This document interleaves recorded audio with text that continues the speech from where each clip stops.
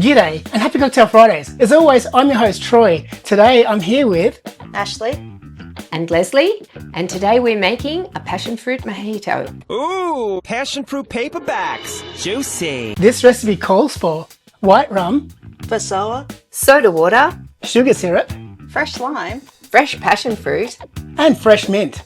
Into a fancy glass, add 50 ml of white rum, 15 ml of Passoa, 15 ml of fresh lime juice, And a squirt of sugar syrup. scoop in half of passion fruit. Add some mint leaves and then muddle them with a spoon. add some ice to the glass, Top up with soda water. and garnish with a sprig of mint. And we're done. Tell us what you would do to improve this recipe. See you next time!